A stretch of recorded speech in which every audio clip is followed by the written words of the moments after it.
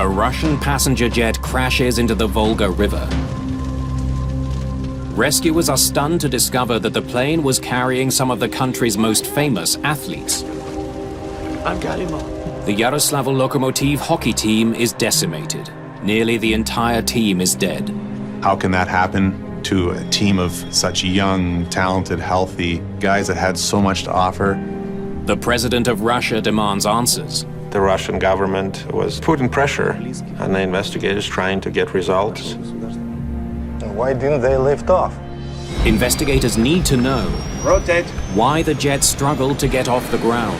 That can be the moment, the split second when you might have chosen life versus death. Look what happened here. The reason is almost too simple to believe. What you doing? Mayday, mayday.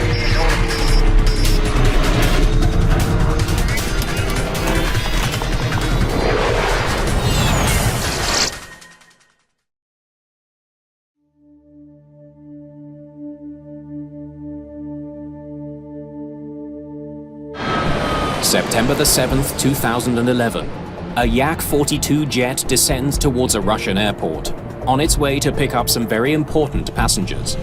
They were reliable Soviet-built airplanes that could land on shorter runways and extend that airline service to smaller airports. This charter flight is operated by Yak Service Airlines. Only the crew is on board. Flaps 30.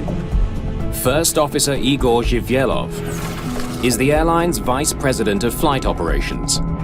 In his nearly 30 years of flying, he's racked up more than 13,000 hours in the air. Flaps 30. Beside him is Captain Andrei Solomentsev, one of his closest friends. Gear down. Flight engineer Vladimir Matushin rounds out the three-man cockpit crew.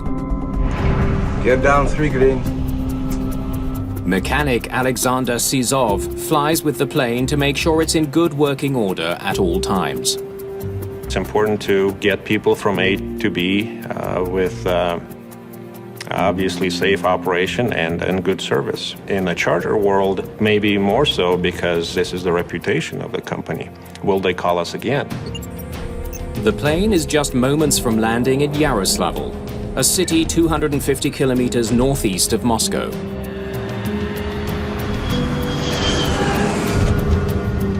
Touchdown into Yaroslavl. It was a little bit rough touchdown, a bounce landing followed. Oh, a little hairy there. I must be nervous. The president may be watching. Yaroslavl's airport is under tight security. Some of Russia's top politicians are attending an economic forum in town. But it's not politicians who are preparing to board the plane. It is another prestigious group of passengers, the Yaroslavl Lokomotiv hockey team, one of the most beloved sports teams in all of Russia. Their fans were fantastic. They were loud in support of their team, and they let you know when you were the opposing team. Mike Fountain is a former National Hockey League goalie who has played against Lokomotiv in Russia. It created quite the atmosphere. Whenever you went to that city, it's a hockey town. They loved it. Hockey is a religion in Russia. People love hockey. People love hockey players. They're celebrities. They're stars. Alexander Galimov is a right winger who has played for Lokomotiv his entire career. Born in Yaroslavl, he's a local hero. Hey, coach. This guy's like me on the forecheck. Canadian Brad McCrimmon was an all-star NHL defenseman and assistant coach.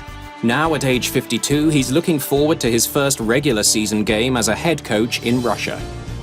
For a coach like Brad McCrimmon, with his record, being an assistant coach with the Red Wings and his playing career, for him to go over to a team like Yaroslav with the passion those fans have, I guarantee you he was so excited to have that opportunity to go and win that first game.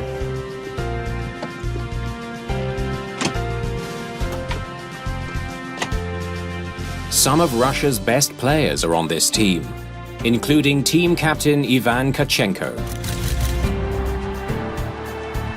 I had the opportunity to play against Ivan Tachenko for many years.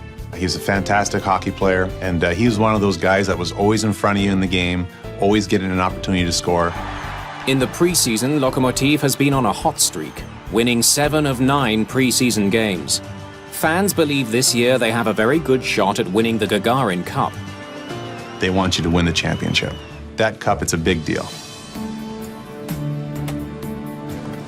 Hungry? This year, we win it all. Really? Yeah. As a VP with the airline, First Officer Zhivyelov has managed to pull rank in order to fly with some of his heroes. For this flight, Captain Solomentsev will take the controls, while Zhivyelov handles the radio calls. The call sign to Noshna? Yaroslav. Yaroslavo 42434. Request engine start. 42434, cleared to start. The crew starts the Yak's 3 engines Start number 3. and adjusts the plane's stabilizer for takeoff. How much for you? 9? Maybe 8, I think. 8.5. Flaps and slats in position. The flight is bound for Minsk, 2 hours away in Belarus. For the players, it's the first of many flights they will have to make this season. The hockey players are the same over in Russia as North America. We've got the jokesters on the team. You've got the guys that will maybe sit in the corner, be a little more quiet. You've got the guys that maybe went out a little too much the night before and has a story for you. And it's kind of funny how that is an international thing. Checking the flight controls. Start complete. Thrust set. On September the 7th, 2011, just before 4 in the afternoon, the plane starts down the runway. Crew are taking off. V1 is 190.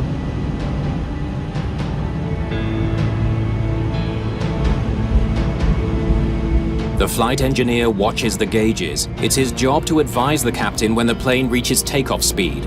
The engine power should determine just how fast you get, and if it's done properly and the flaps and slats are set right, you will have the right lift generated by the speed to get you off the ground safely, as almost always happens. Rotate.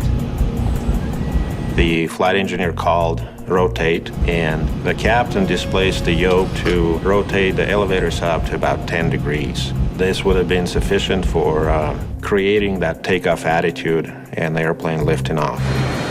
But the plane stays on the ground. Nothing happened. The airplane did not react in any way to the displacement of the yoke. 210. Full power. The captain calls for full power. And again, nothing happens to the aircraft. Some of the passengers sense trouble. Planes in Russia are not up to European and North American standards. And it's a little bit scary for North American and European players going over there. The runway is 3,000 meters long. The crew must lift off before the 2,600 meter mark, or they won't be able to stop safely. You probably set stabilizer too low. That's up.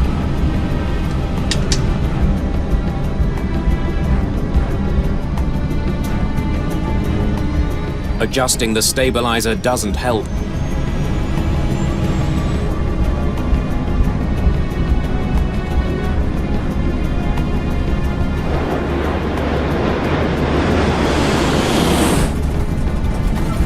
What's happening?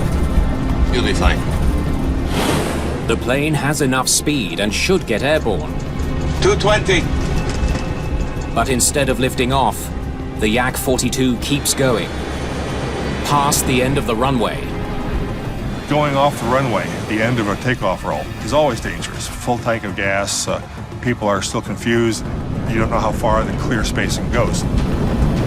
This is a nightmare for every pilot because now the airplane is not flying, and yet you're moving across the ground at 142 miles an hour.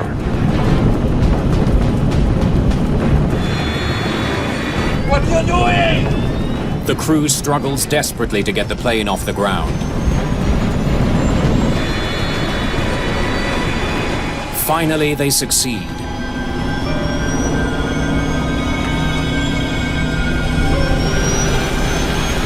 The plane is airborne, but not out of trouble.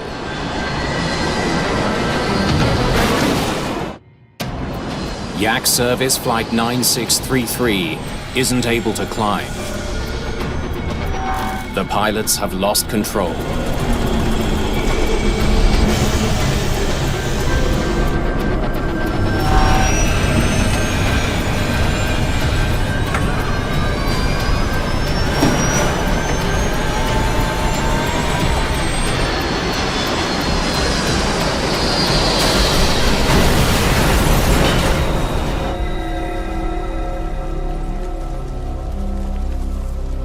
The Yak-42 crashes into the Volga River, less than a kilometer from the end of the runway.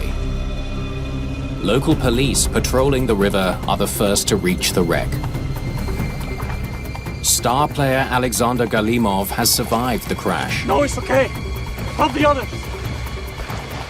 Mechanic Alexander Sizov is also alive. Over here! Help! Please! Rescuers are shocked to learn the plane was carrying some of Russia's most famous athletes. Thank you. I'm Galimov. Twisted wreckage burns near the river's edge.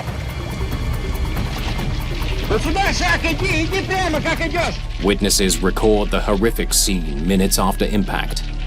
Onlookers see no sign of more survivors through the thick black smoke.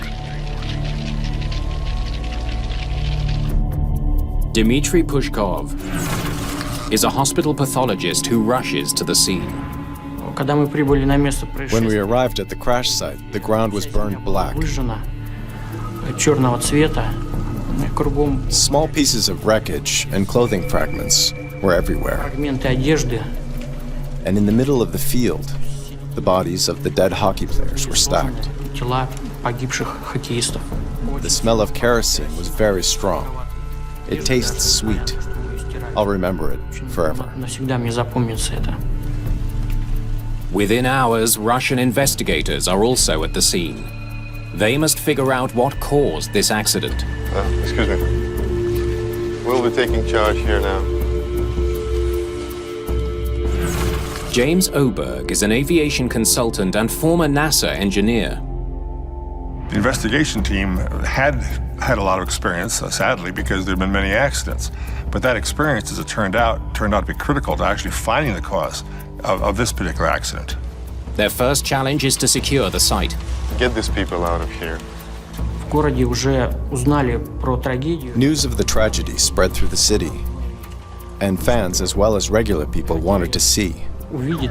Few could believe it, so they wanted to see what happened and say goodbye to the hockey players.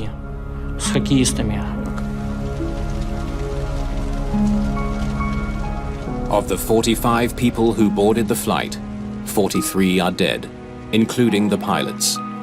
The Lokomativ hockey team has been all but wiped out. This was a tragedy for everyone in Yaroslavl. Lots of people knew these guys, not just as hockey players, but personally. That's why everybody took this loss very hard.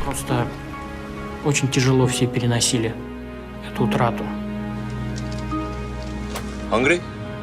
Alexander Galimov and the mechanic Alexander Sizov are the only two survivors. They are both put into medically induced comas. I knew that once I checked the players list, I knew I would know players on that team, and it was a tough feeling. Around the world, there's shock at the news. This is one of the biggest tragedies in the history of sport. I think the reaction across the world was first of shock, disbelief. How can that happen to a team of such young, talented, healthy, good family guys that had so much to offer? In Moscow, fans are stunned when a grim announcement interrupts the Continental Hockey League's season opening game. Игроки просили принести вам извинения, что они не видят в такой ситуации возможности. The president of the KHL actually stopped a game that was in progress after he heard about the accident, which was a very touching move. More than 20 people saw the plane's failed takeoff attempt. So what happened? Because the team is so well loved, everyone wants answers. Investigators focus in on a key question. Why couldn't the Yak-42 lift off the runway? 3 factors are essential for takeoff. First is engine power. You need enough thrust to reach takeoff speed. Second is lift. The wing flaps must be properly extended to increase aerodynamic lift. And finally, to achieve the proper angle,